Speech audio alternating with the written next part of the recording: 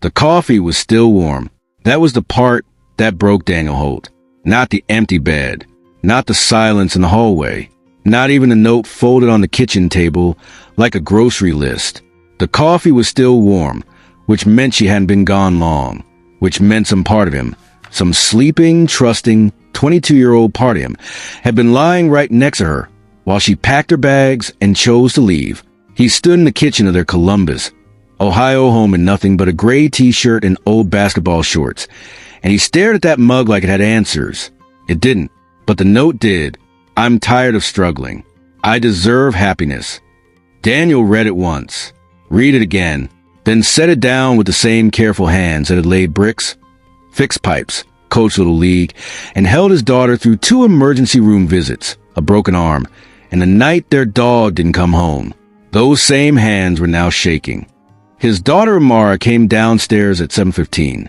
She was 16, sharp-eyed, wearing her school hoodie, already pulling her locks into a ponytail as she rounded the corner into the kitchen.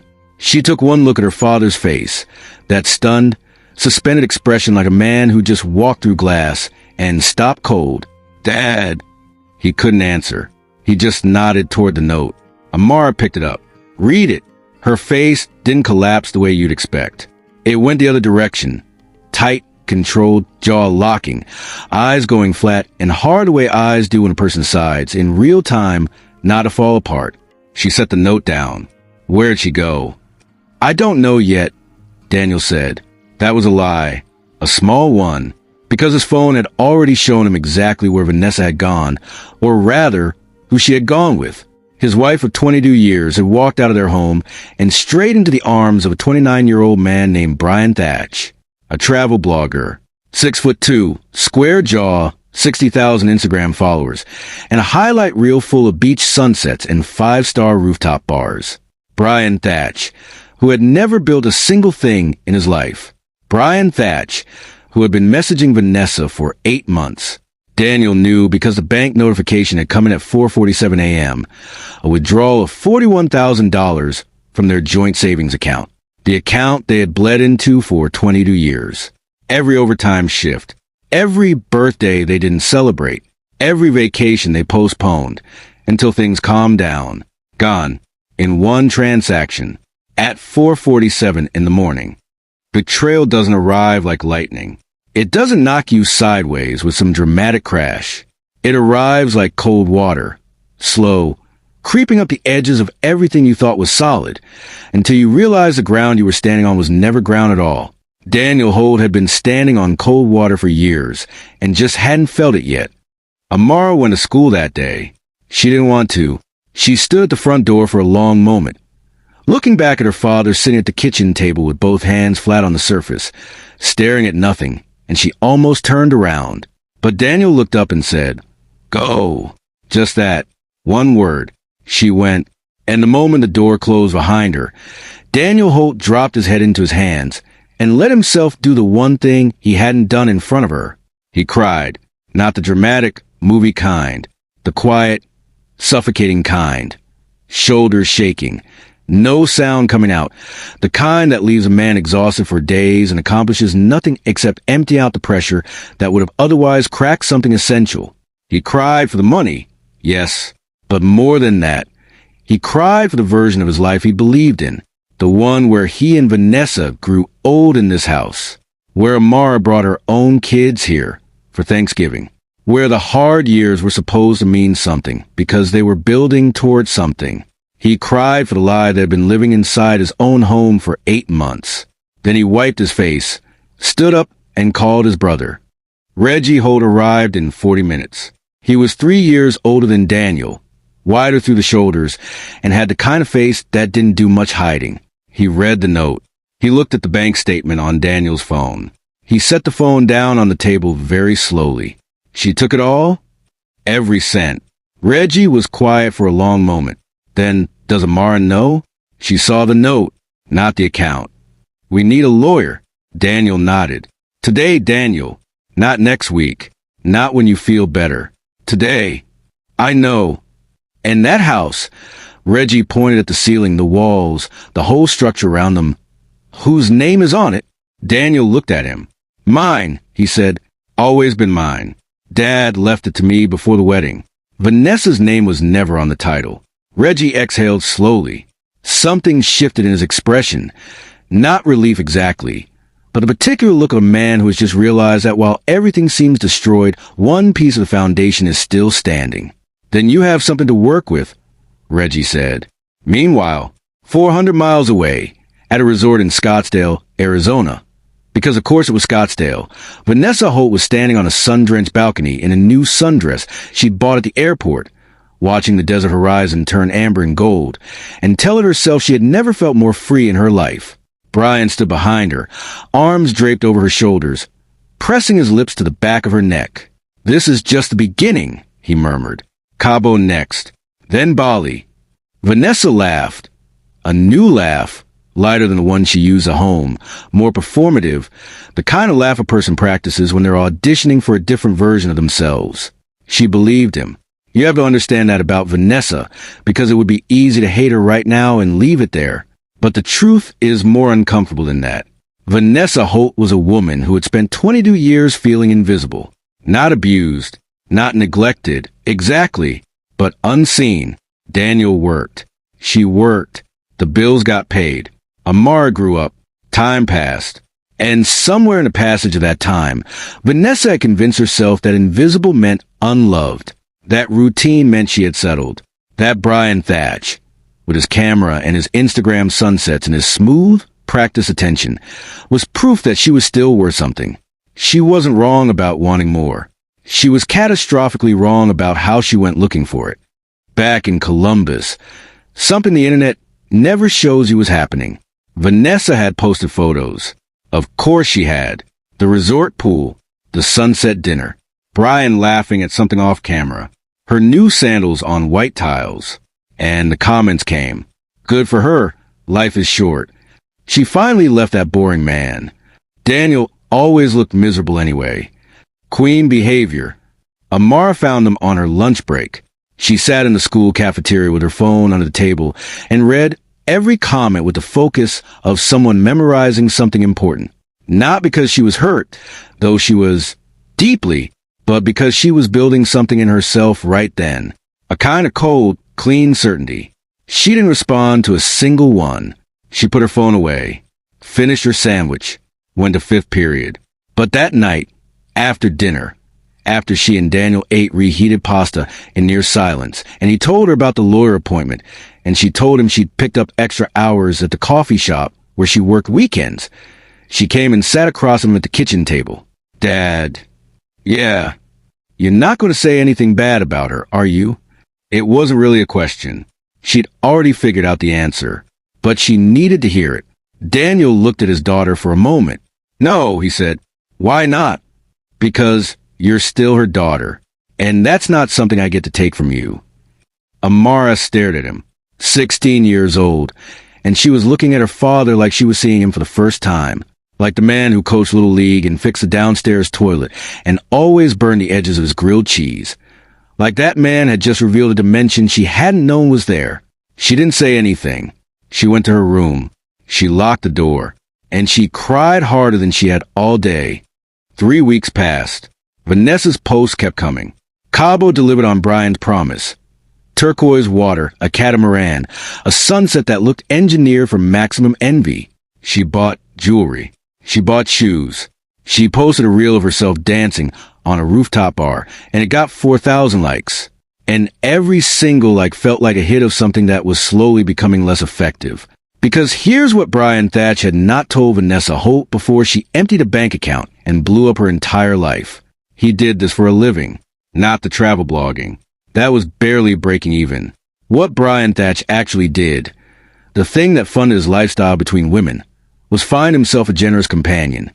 Charm her into a shared account or accessible cards.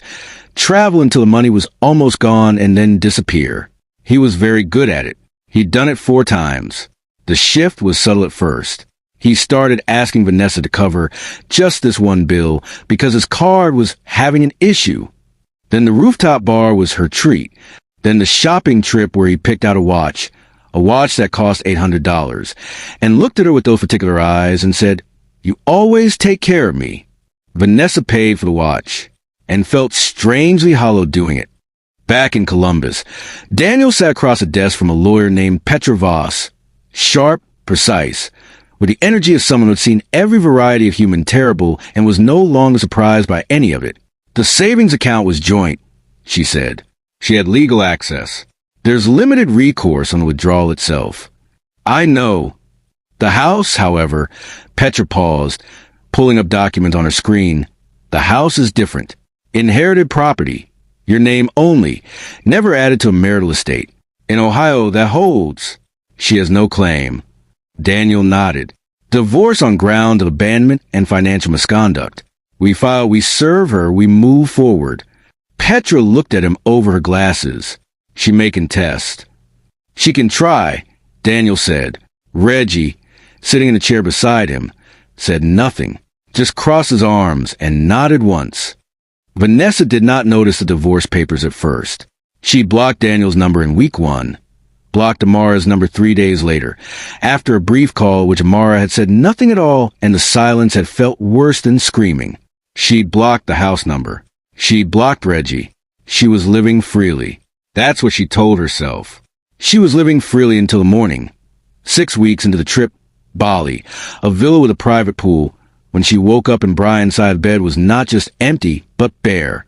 No suitcase, no shoes, no charger on his side of the nightstand.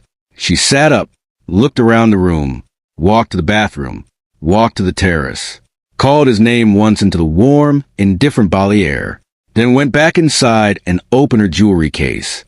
Empty. Her purse. Cards gone. Cash gone. The small envelope of emergency dollars she kept folded behind her ID. Gone. Her phone showed no messages. No explanation.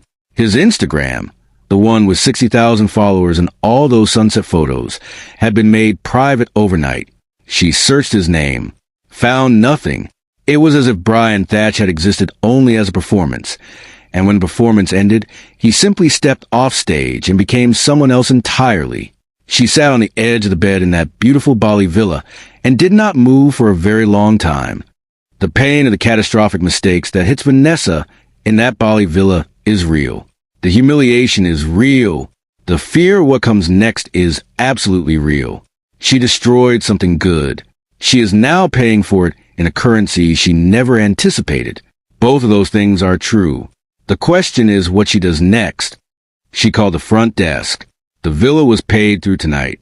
Tomorrow, the bill transferred to her. She called her bank. The account, the one she'd had separately, the spending account she'd funded from the joint savings, was down to $214. She sat on the villa terrace with her phone in her hands and the Bali sun warming everything around her, making the whole world look like a postcard. And she thought about who she could call. Her sister in Atlanta, Nadine, who had told her 2 years ago at a family dinner that she was throwing away something real, who she hadn't spoken to since. Her mother, who was 71 and living on a fixed income in Jacksonville and didn't have the money to help and would spend the whole call saying, "I told you so," in a dozen different ways. Her friends back in Columbus, most of whom had slowly revealed themselves, in the weeks since she left, to be less friends and more audience. The ones leaving supportive comments on her posts while texting each other about her in group chats she wasn't in. She knew this because one of them, a woman named Trudy who'd known her since college and had a conscience too loud to ignore, had sent her a screenshot 2 weeks ago with a note that just said, "I thought you should know what people are really saying." Vanessa had not responded to Trudy either. She scrolled past all of them and stopped on Amara's number. She almost didn't press call. Her thumb hovered over it for so long that the screen dimmed. Then she pressed it. It rang 4 times. 5. And then Amara picked up. The silence that followed was not an empty silence. It was full. Packed tight with 6 weeks of unanswered questions, of a father crying at a kitchen table, of a girl reading cruel internet comments about a man who never stopped making her dinner. Amara, Vanessa said, her voice cracked on the second syllable. Silence. I need. The call ended. Amara had hung up. Vanessa stared at the screen. And then, for the first time since Scottsdale, she stopped performing freedom. She just sat there, alone, in a place she'd paid to pretend was paradise. and felt every inch of what she'd left behind. The flight from Bali to Columbus took 22 hours. Vanessa spent all 22 of them rehearsing the same sentence. Daniel will take me back. Not because she deserved it. Not even because she wanted him. Not the way she once had. But because she had run out of every other option. And Daniel had always been the person who caught things when they fell. That had been his entire identity inside their marriage. The catcher. The fixer. The man who stayed. She told herself he would stay again. She landed at Columbus Airport at 6:14 a.m. on a gray November Tuesday. Pulled her single suitcase off the carousel. The same bag she'd packed 6 weeks ago, full of new clothes and impossible expectations, and took a rideshare straight to Ellery Drive. Straight home. Or what she believed was still home. The driver turned onto her street, and Vanessa leaned forward in her seat. She saw the moving truck first. A big one. White, commercial, parked diagonal in the driveway with its rear doors hanging open wide. Two men in gray uniforms were maneuvering a couch toward the front door. A couch she had never seen before. A gray sectional with yellow throw pillows that belonged to a completely different life than the one she had left behind. Slow down, she told the driver. He slowed. She looked at the yard. A bicycle she didn't recognize leaning against the porch rail. Small orange sneakers on the front step, child-sized. A wreath on the door with fake autumn leaves. And a little wooden sign that read the Marsh family. The Marsh family. On her door. Vanessa got out of the car before it fully stopped. Ma'am, the driver started. She was already walking toward the gate. Excuse me. Her voice came out higher than she intended. Excuse me. What is happening here? One of the moving men looked up, then looked away, like he'd been told not to engage. A woman appeared on the porch. Mid-30s, natural hair, reading glasses pushed up on her forehead, holding a clipboard. She looked at Vanessa with an expression that was not unkind, but was absolutely unmovable. The expression of someone who has been given documentation and knows exactly what it says. Can I help you? Yes. Vanessa gestured at the house, the truck, all of it. You can tell me why you're in my house. Ma'am, this is my house. The woman came down 2 porch steps. My name is Claudette Marsh. I purchased this property on October 19th. I have the deed, the closing documents, and the title transfer all in my name. The words landed like something physical. Vanessa gripped the gate. That's impossible. My husband cannot sell this house without my... She stopped because the sentence she was about to finish, without my signature, arrived in her mouth already broken, already wrong. Because the thing she had filed away years ago, the thing she had never pushed to correct, because why would she? It was their house. It was her home. Her name was never on the title. It had never been on the title. Daniel's father had left it to him before the wedding, and she had always meant to have her name added, and had never done it, and had never needed to, and now she was standing on a sidewalk in November with one suitcase, and $200 and a piece of property she had lived inside for 18 years that belonged, legally and completely, to a woman named Claudette Marsh. You need to leave, Claudette said. Not cruelly, just finally. And here is where it became public. Because Vanessa did not leave. Vanessa began to scream. Not calculated screaming. Not the kind you do for an audience. The raw, unraveling kind that a person cannot stop once it starts. The kind that empties out everything that has been held in for 6 weeks of Scottsdale sunsets and Bali villas. And a man named Brian, who took her jewelry and her cash and her confidence and her willingness to believe she was worth choosing. This is my house. She was shaking the gate. You cannot do this. I live here. My daughter grew up in this house. Claudette stepped back inside the doorway. One of the moving men pulled out his phone, and the neighbors, because it was 7 a.m. and people were leaving for work, scraping frost off windshields, walking dogs. The neighbors stopped. Mrs. Okafor from across the street stood on her porch with her coffee. The Delancey brothers from next door leaned on their fence. A woman in a running jacket paused on the sidewalk with her earbuds out. They all watched Vanessa Holt come apart in front of the house she had abandoned 6 weeks ago with her bags packed, and her new man waiting, and her note on the kitchen table that said, I deserve happiness. They watched, and not one of them moved to help, because most of them knew Daniel. Most of them had watched him leave for work every morning after she left, had watched Amara come home alone after school, had seen Reggie's car in the driveway at odd hours, and understood what it meant when a man's family has to circle in that close. They watched, and the watching was its own verdict. A police cruiser arrived 9 minutes later, not because anyone called in a threat, because Claudette, calmly and reasonably, had called to report disturbance at her property. Her property. The officer, young, patient, clearly trained for exactly this category of human wreckage, walked Vanessa away from the gate and asked her to lower her voice and explained to her, very carefully, that she had no legal standing at this address. The property was sold in an arm's-length transaction, he said. The previous owner had sole title. The sale was legal. The previous owner is my husband. Your divorce was finalized on November 3rd, the officer said. He said it gently, which made it worse. Ma'am, do you have somewhere to go? Vanessa looked at him. Then she looked at Mrs. Okafor, still watching from across the street. Then she looked at the moving man. Then she looked at the little orange sneakers on the front step of the house where she had lived for 18 years. Then she sat down on the curb with her suitcase beside her and stopped talking entirely. She found out the rest of it in pieces. From a cousin who still talked to Reggie. From a mutual friend who'd stayed in contact with Daniel's side. From the public divorce filing. She pulled up on her phone, sitting in a motel room that smelled like cleaning fluid and old carpet. Finalized November 3rd. Grounds. Abandonment. Financial misconduct. Property. Sold by sole title holder Daniel Holt. Proceeds retained by seller. Personal savings account. The joint one. The one she'd emptied. Listed as marital asset. Loss documented. Factored into settlement terms she hadn't been present to contest. Vanessa read through every page. She had received none of the notifications because she had blocked every number connected to Daniel's life. The lawyer-certified letters had been sent to Ellery Drive, her address of record, and signed for by a neighbor who'd handed them to Claudette Marsh, who'd set them aside in a folder because she was that kind of organized person.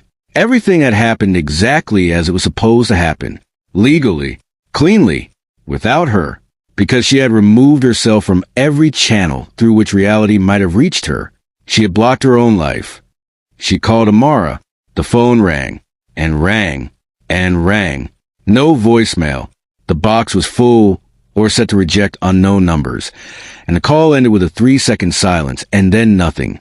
She called from a gas station payphone the next morning, the kind that still existed on 2 blocks in Columbus if you knew where to look. And this time it rang twice, and then went to voicemail, and Amara's voice, cool, recorded, impossibly adult, said, "Leave a message." Vanessa opened her mouth and couldn't find a single word that was big enough. She hung up. Now, I need you to understand something, because this is a part of the story where it would be easy to just let Vanessa sink. To say she made her bed and walk away and feel satisfied with the symmetry of it.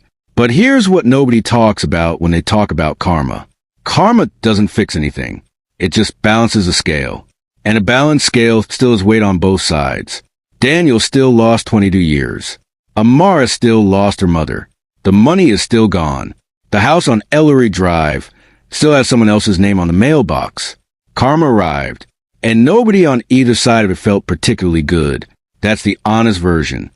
3 weeks after Columbus rejected her return, Vanessa was working a morning shift at a diner on Forsyth Avenue called Buddy's. She'd gotten the job because she was standing at the counter when the manager needed a warm body for the morning rush. And Vanessa had looked desperate enough to commit. Her first day, she spilled coffee on a man in a suit. Her second day, she got an order wrong 4 times. Her third day, she got through the whole shift without incident and went to her motel room and sat on the edge of the bed and felt something she could not name. Not pride exactly, not relief, but something in that neighborhood. Something that had to do with a day made of small real things instead of large performed ones. She kept going back. Across Columbus, in the short north apartment. Amara Holt came home from track practice on a Thursday afternoon and found her father asleep on the couch with the television on low and a bowl of popcorn on his chest that had somehow not spilled. She stood in the doorway and looked at him for a moment. He was fine. He was genuinely, quietly, actually fine.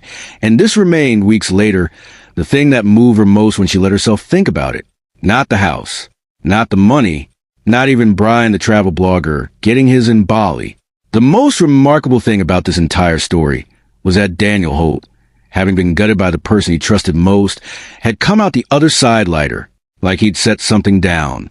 Like 22 years of absorbing everything quietly had finally ended, and what replaced it was just him, just a man without the weight. She took the popcorn off his chest without waking him, covered him with the throw blanket from the armchair, went to her room to study. The meet was in April.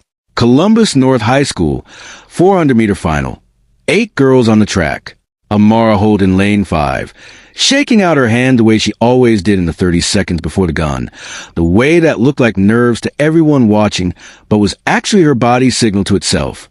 I'm here. I'm ready. Let's go. Daniel was in the bleachers. Reggie was next to him with a bag of pretzels he brought from home in a Ziploc bag because the concession stand prices were, in his opinion, criminal. The gun cracked. Amara ran. She ran the first 200 like she was chasing something. She ran the last 200 like something was done chasing her. She crossed the line in 54.1 seconds, a personal record. And the sound that came out of Daniel Holt in the bleachers was not the careful, measured sound of a man who's been through hard things and learned to contain himself. It was just a man watching his daughter making noise. Reggie dumped the rest of the pretzels on the bleacher in his excitement. Nobody cared. The letter arrived on Friday, hand-addressed, which was almost unusual enough to be art. Amara picked it up from the mail pile on the kitchen counter and looked at the return address, a P.O. box on Forsyth Avenue, and felt her stomach tighten slightly the way it did when she already knew something before she knew it. She took it to her room, opened it alone, for paragraphs. No excuses. No explanations that tried to reframe anything. No sentences that started with "you have to understand," or "what you don't know is," or any of the constructions people use when they want forgiveness without accountability. Just, I was wrong. I knew I was wrong before I left, and I left anyway. I don't want anything from you. I don't want to come back. I don't want you to call me or forgive me or pretend any of this didn't happen. I just want you to know one thing. Your father is the best person I have ever known. I understood that too late. And I am sorry, not for getting caught, not for losing the house, not for any of the consequences that landed on me. I am sorry for what I did to him. And to you, you deserve better than what I gave you. So, did he? That's all I wanted to say. Amara read it once, read it again, set it on her desk, looked at it. Then she picked up her phone and typed a text to her father. Dinner tonight? I'll cook. She sent it. Then she sat back in her chair and looked at the letter and felt the weight of it. All of it. Every part of the last 8 months. The note on the kitchen table. The cruel internet comments. Her father's shoulders shaking at the kitchen table. The phone call from Bali she'd ended in silence. The running. The scholarship emails, the apartment. The Sunday Reggies. All of it. She let herself feel the full weight of it. And then she opened her desk drawer and put the letter in the back of it, behind the track times and the report cards and the photo strip from the state fair booth where she and Toya were laughing at something neither of them could remember anymore. She put it there, did not throw it away, did not call, left it there, in that exact suspended space between close and open, between done and not done, which was, for now, exactly where it needed to be. She picked up her phone again, opened her contacts, scrolled past her mother's name, without stopping, and texted Toya, "Come for dinner. Dad's gonna burn the grilled cheese again. It'll be hilarious." 3 seconds later, Amara laughed and went to go start the rice. The story could end there, but I want to give you the truest ending, the one that doesn't resolve, because real life doesn't resolve, it just continues. Daniel still burns a grilled cheese. Amara still runs faster every month. Division 1 programs are circling now. 3 letters, 2 campus visit invitations, 1 phone call from a coach in North Carolina who used the word scholarship before Amara could even sit down. Vanessa still works at Buddy's. All this still comes in every morning. And one afternoon in May, she was refilling his coffee when he looked up from his crossword and said, "The word I've been looking for." 6 letters. Second chance. Vanessa looked at him. "That's 2 words," she said. "Depends on how you count," he said. and he went back to his crossword, and she went back to work. But here's the moment the story actually ends. Not with Vanessa, not even with Daniel. With Amara, race day, May, a full crowd. The 400 final. She's in lane 4 this time. The gun fires. She runs. Halfway through the back stretch, in the place where her lungs always start to argue with her legs, a thought arrives, not new, but arriving in a new form, like a sentence she's been building for months, finally finding its last word. Dad lost a wife. I lost a mother. And we're still here. We're still here. We're still here. She crosses the finish line in 53.8. New personal record. Daniel is already standing. Reggie has knocked his pretzels over again. And in the bleachers of a Columbus High School track, on a May afternoon with the sun, doing what it does in May. That particular goal that makes everything look like it was always going to be okay. A father watches his daughter finish a race that she ran entirely by herself. And it is enough. It is more than enough. It is everything. Okay, I need you in the comments right now. One question. Amara keeps a letter. She doesn't throw it away. She doesn't call. What does that mean to you? Is that forgiveness? Is that the door staying open? Or is that a daughter protecting herself the only way she knows how? Drop your answer below. Share this with someone who needs to hear this story today. Subscribe, because the next story coming is a different kind of betrayal, a different kind of justice, and I promise you it hits just as hard. You stayed to the end. That means something. See you in the next one.